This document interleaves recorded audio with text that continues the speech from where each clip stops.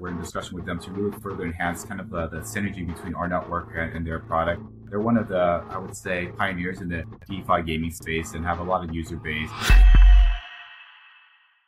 It's been a long time, Tom. How have you been? Great. Been productive in the industry, just like you, Mikhail. We're just, contributing, really finding ways to help this industry grow and get adopted with the mainstream, as well as kind of just working through some of the challenges as a industry product and an infrastructure foundation. There's a lot of things the same questions that we get, like, why do we need blockchain? What does it do? So here to advocate for that and advocate for Metis. Yeah, well, I have known each other for some time now. I remember we met up at Decentral, and it's not, you've come a long way to, I don't even remember what you were doing back then, but now you're with Metis, and you've got a very important role there in terms of what you're doing. So I'd like to kind of start the conversation at a place where people can kind of become more educated on the need for layer twos. There's this whole debate, layer twos versus layer ones. Do we need layer twos when you can get everything on something like Solana, right?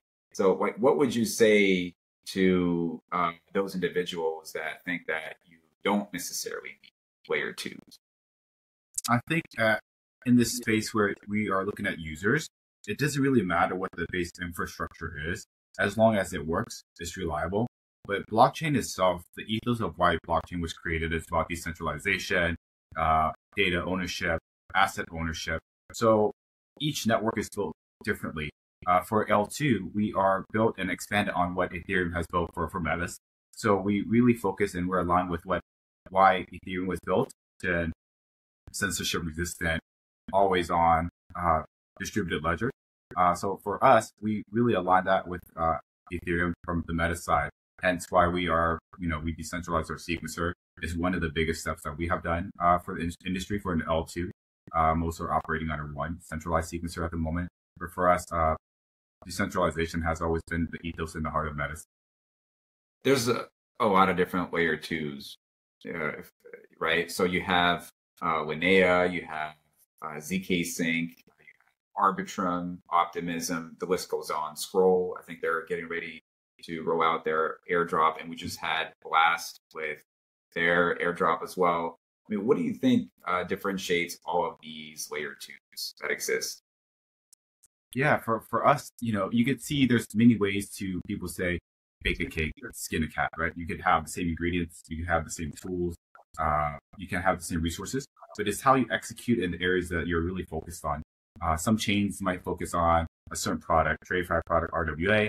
Some of these L2 are more specific, where they're really focused on the yield side. You can see that with Blast when they were they kind of really came to life as well. For us, decentralization is our key part of what makes us unique. And everybody has a different flavor, different kind of aspect where they really gravitate towards. So I think with the chain itself, you have a lot of cellular services, but who do you go with, right? They all provide the same kind of end service or base utility. Same thing with internet providers. For the blockchain side, I think it's the same thing. It's kind of those unique aspects that makes each operator, each foundation or network different. So depending on what you're focusing on, what attributes are you really into, or what kind of focus you're into as a user or an application, those applications can gravitate towards the one that really aligns with their business model. And hence that's kind of where I see the difference between all the different L2. Yeah, to your point, for instance, Arbitrum, I know they're very DeFi focused. And when you look at something like Base, right now at least, they're very retail focused. There's a lot of meme coins on there. So I'm curious to know for Metis, what is that identity? What kind of applications do you see yourself, do you see building on top of Metis? Yeah, Metis is unique itself. On the Metis side, Metis is utilized for governance. It's utilized for the gas transaction. It's utilized to really incentivize kind of the growth in the ecosystem. So in terms of what makes us unique and what we focus on the DeFi side. Now we're really integrating the LST side for our network, which is very unique because we use this as transaction fees and also a way to secure the network. So what you've seen with Ethereum, we're also kind of creating another economy, another liquidity layer on top of stake assets to really further enhance the utility and expansion of kind of the assets that are using on the network itself. So from a chain perspective, DeFi is kind of our bread and butter currently, but adding on the element of the liquid staking side has opened up another capital layer for us, and also decentralized the sequencer, which really allows projects, infrastructure providers, entities, even yourself, to help validate and be almost like a part owner of the network. So it sounds like decentralization is a big part of Metis in this particular case. What do you think will happen, or like, what do you think the impact will be of the Ethereum ETF on layer twos like Metis? I think it's a great move, and it's definitely bringing a lot of attention to all the layer twos right now. It also helps validate, like, we're here to stay. TradeFi is really kind of respecting, how blockchain is really transitioning and changing the landscape of traditional finance and DeFi as well. You're seeing a lot of traditional finance product being brought on chain. So with this ETF passing, I think it would also bring a lot of trust into our industry as a whole, which is it's really great. This is what we've been working towards for a long time as an industry, and it's getting, I would say, more adopted within all the different regions and different countries as well. You see BTC ETF for us here. Then you saw that open up for Hong Kong as well. So ETF would be, it's going to be a great driver in how we see the next kind of push toward adoption in traditional finance. This will also help bring in capital from the traditional finance world that might have been on the sideline for a while, that haven't had an opportunity to really partake in kind of the industry that we're in.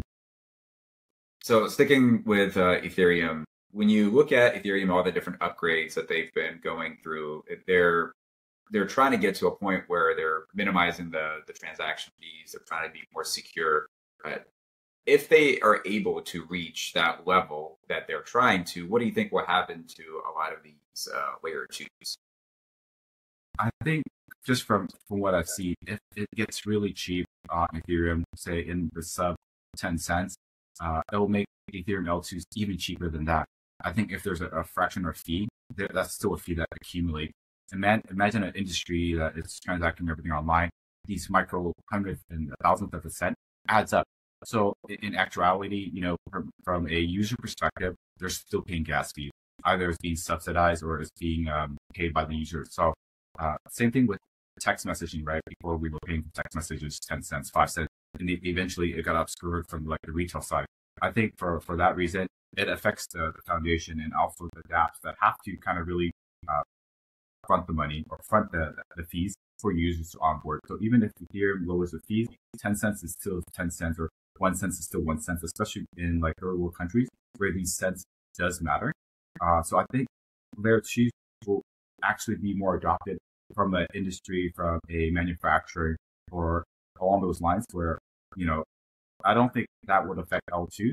People might say, hey, we can transact on L1, but I think L2, we're here to support and really an extension of what Ethereum has been built out to be. How many layers do you think we need? We obviously have the native chain, Ethereum. We have layer 2s, but now we're hearing about layer 3s. There was one that was designed specifically for meme coins, and there's another one that I'm familiar with that is focused on the DePIN structure. It's a ZK EVM layer 3. And it seems like a lot of buzzwords, right? Like, how many layers do we actually need? Yeah, I think, and my just purview is this. I think if there's a need, because there are restrictions in the current kind of environment.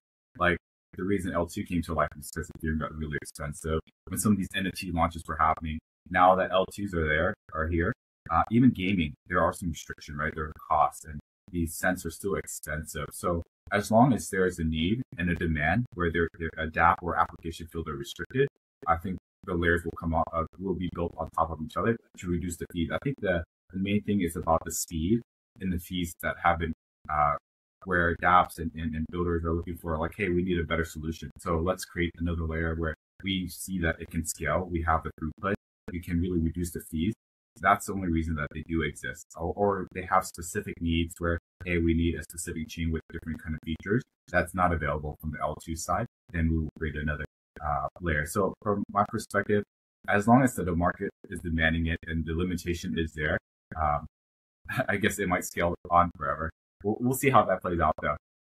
Yeah. So speaking on market demand, a lot of people are demanding airdrops. It seems to be like a very common thing now. You have Blast that had their airdrop, and then I'm not sure how their price is doing now, but it seems to be having negative impact. There was at least an initial sell-off. There's people that I've had on the show that are working on an ecosystem, and they say, you know what, airdrops are not necessarily good for crypto. I mean, what are your thoughts on that? Do you have anything to comment on airdrops in crypto? Yeah, I think people are understanding the cause and effect of airdrop, for any kind of distribution, and the follow-up matters. And to be really competitive for new chains, it's like they have to really house this airdrop to lure people in, or to have an incentive with speculation for people to really try out the chain. Other than that, if it's working on one chain, an application that they like, why would they try another chain? But now that you're seeing like our space is new, the airdrop really just came around like heavily and really been really adopted by a lot of these networks. So there wasn't a large case study where they can see the cause and effect of the ecosystem or user reaction. Now all the stories being told, and we're seeing the reaction, and it has been consistent, right? You have a build-up transaction, people engaging, people are bot farming as well. How do we keep bot farming from really taking over like the airdrop? And these are things that from the foundation level or DApp level, they have to figure out. But once the airdrop happens, there's an expectation, then it becomes a negative sentiment. And then, but these dApps, they are living on other ecosystem with the same features. So now that we're seeing that, like, I think Layer Zero really led the way, ZK Sync as well. They had a really long extended airdrop campaign as well. Some of these other ecosystems as well. But we do notice that once the airdrop has been dropped, majority of the time the activity drops. So in terms of airdrop, I think it's a way to really draw in the people. The follow-up is key thing for most project and foundation nowadays. Like, how do we follow up? How can we innovate where people can really integrate this into their life besides gamification? At this point, it's basically gamification on the DeFi side and the speculative side. So it's our duty as an industry to say, hey, what can we bring to utility for these users besides just airdropping? But we have set a standard with like, hey, people are spoiled with airdrops. They can engage. So we've seen capital move from one chain to the next. And I think it's going to happen until it falls apart, where so many people, participate in airdrop. It gets extremely diluted, or it gets really expensive for a network, foundation, or DApp to really house something that is really tangible where the public see value. Yeah, there's definitely pros and cons to doing an airdrop. I always think about like the restaurant business. If you're constantly offering coupons and discounts to your customers, a lot of times they'll expect that. And when they come to your restaurant, they're expecting a discount, and they're always going to want something cheaper and cheaper and cheaper. And so the focus there is more on the price rather than the value. And I think that in this Web3 world, some of these like traditional concepts also apply, right? And I think we need to focus more on the value itself of what that chain brings. And speaking of, let's talk a little bit about Metis. What are some of the applications that you're excited to see? Can you name drop any of them? Yeah, so we already announced that we're working close with DeFi Kingdom. They'll launch their exclusive PvP on Metis initially. We're in discussion with them to really further enhance kind of the synergy between our network and their product. They're one of the, I would say, pioneers in the DeFi gaming space and have a lot of user base. They've been around for a while. Great team, very dedicated and focused. So excited to really work on this and build this journey out with them in their next chapter for their PvP. Esports is a big thing. We're talking to a lot of gaming protocols right now that we see that have a sustainable model. This is the focus that we're working on. Projects that have sustainability, good business model. From the DeFi app side, we do have some in the pipeline as well, but I would highlight the major focus for us is actually the liquid staking protocols that are looking to secure the network. This is kind of a strong highlight for us because Metis has a unique tokenomic design, emission design that has been designed to really reward contributors from the infrastructure side. Security is one of our biggest things. So we want to make sure the incentives are aligned for these infrastructure providers and our partners to really stay in the network and really help secure the network for the next 10 to 20 years. So in terms of like protocols that we're working with, we just launched our governance vote to onboard the next round of sequencers. I guess the last round ends in about 30 minutes, which is 2 p.m. But so far we have a few sequencer providers that we can confirm. We have OKX, Hashkey, A41. We have a vHarvest team, Nodes as well. We had about 26 to 30 applicants. I need to verify that again, but we were able to pass about 5 at the moment.